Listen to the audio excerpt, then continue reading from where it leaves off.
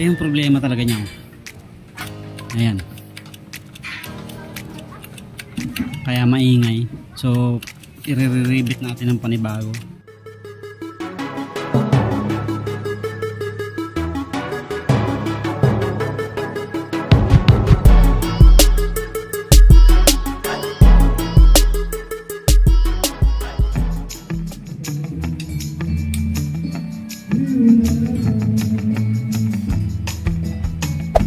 Hey there. Subscribe to my channel. And also press this bell icon.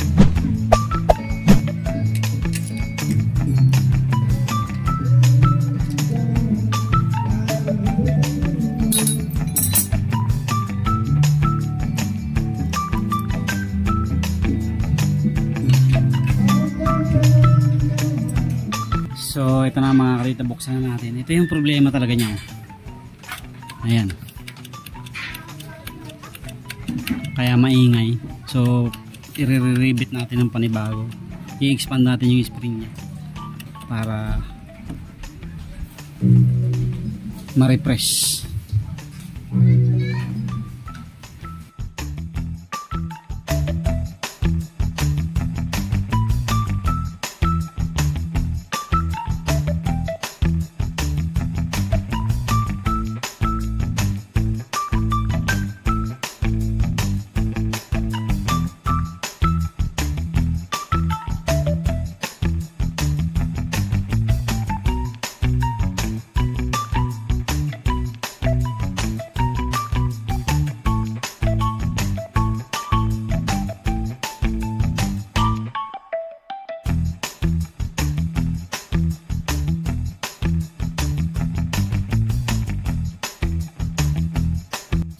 Gagrind lang natin yan. So yan mga kadawit, i-grind lang natin yung mga ulo ng rivet para mapalusot natin sa ilalim. So ito na mga kadawit, nag-grind na natin. Ayan. So ginrind natin yung mga ulo para matanggal natin. Ayan, paluin lang natin mga kadawit yung mga ulo ng rivet gamit ang pin, or kung wala naman kayong pin, kuha kayo ng concrete nail. Ayan, para mas matibay. I-push lang natin pa ilalim yung ating mga rivet na ginrind. Make sure na mayroon pong kalang, may sapin yung inyong clutch housing para hindi po masira. Ayan, as you can see, mayroon po tayong nilagay na goma sa ilalim para pag pinukpok po natin hindi madadamage yung ating clutch housing. So ayan mga kalit, after natin na ma-push yung ating mga rivet ay ma-access na po natin yung mga springs at saka yung gear nya. Ayan, kung makapansin natin undersize na yung ating mga springs. Ayan. Tapos meron po yung washer dyan, dalawa. Yung pong bilog na washer sa ilalim, tapos yung isang washer ay sa ibabaw, yung malapad. Medyo naka-umbok po yan.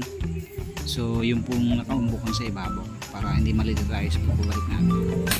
Ayan, din i-push na natin pa ilalim yung mga rivet. Siyempre may iiwan yan dyan sa clutch housing natin. Kalangan nyo lang po ng mga tubo or ng mga wrench, socket wrench natin para hindi po madamage yung ating clutch housing. Ayan.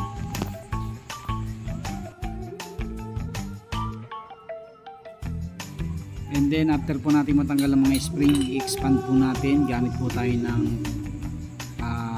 flat na screw or sinsel yan para mag-expand po yung ating mga spring. Humaba. Huwag naman yung sobrang haba, baka mahirapan kayo sa pagbalik. Sukatin nyo dun sa lagayan niya para saktuhan lang siya dun or mix-expand lang siya. Sa pagka-assembly naman mga katuwid, ilagay na muna natin yung mga washer and then yung gear. Ipasok na po natin dyan. Ensure natin na nakapantay po siya, tapos saka natin ilagay yung mga springs, kasi pagka inuna po natin ilagay yung springs, mahirapan po natin mailagay yung gear. Kaya mas maganda po niyan sabay, tapos itulak nyo na lang po ng flat screw yung spring para pumasok po dun sa loob, para sabay po yung dalawa na iipit. Ayan, mapupush. Ayan, alalayan nyo lang po ng kamay para hindi po siya umangat. Ayan. ensure po natin na nakapasok po lahat para swak po siya once na inilagay na natin yung cover po na metal. Ayan. And then after po natin na mailagay yung metal na cover, so lagyan po natin ng 3 screw with nut para po mailapat natin ng gusto yung ating metal cover para wala po siyang nangagap sa gilid. Hindi po yan perfect ng walang gap agad. Ang gagawin nyo po, after nyo na malagyan ng mga screw, susundutin nyo po yung mga springs para po pumasok naman po siya dun sa slot ng ating cover. Ayan, higpitan po nyo yung mga screw na nilagay o yung mga maliliit na bolts na nilagay nyo para mahapit po siya ng ayos. Tapos sundot-sundutin na lang po yung mga gilid.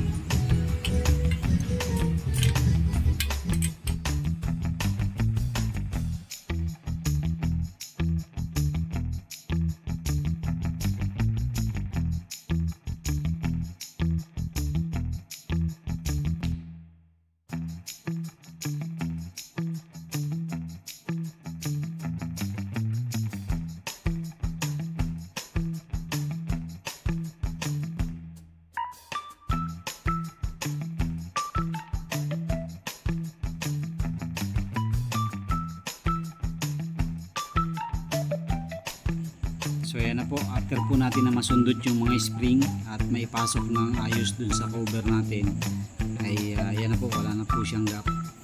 So ang next naman po natin gagawin dyan ay aalisin po natin yung isang screw o yung isang bolt na nilagay natin para dun po muna tayo mag-umpisa ng rivet.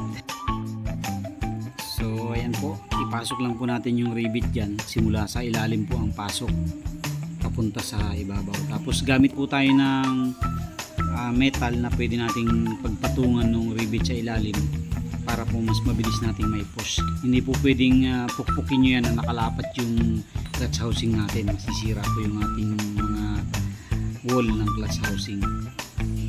Ayan. Ang ginamit ko po dyan ay pin. Ayan, kung makapansin nyo po, pin. Palo ko po siya para hindi po sumablay yung palo ko. Ayan, para safety po na hindi tamaan yung ating ibabaw ng clutch housing. Ayan, i-push nyo lang po ng i-push. Kailangan po pantay yung pagkaka-push nyo, pagkaka-flat ng ulo ng ating mga rivets.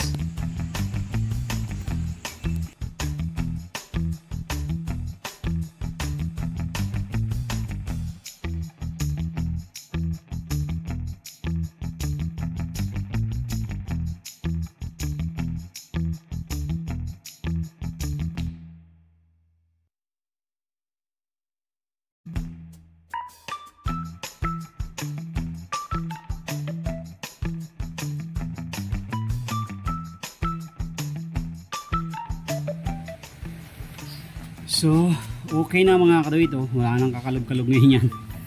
Manip. Oh. So, dati kasi ang lakas ang alog eh. Wala na. Wala nang kapalag-palag ngayon. Oh. Okay. So, ganun lang magpalit ng rivet mga kadawit. Gagrinderin nyo lang yung mga ulo pag ito alog na. Tapos, i-expand nyo lang yung mga spring. Gumamit ako ng Sinsil. Ito, gumamit ako nito. In-expand ko yung mga siwang ng spring para humaba. Tapos sumikip dito para hindi siya gumalaw. See? Wala nang kagalaw-galaw. Okay, so yan na. Tsaka mahalaga mga kadito, huwag nyong ma-damage.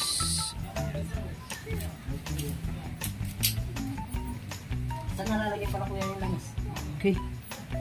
Ano ba yan? Maganda.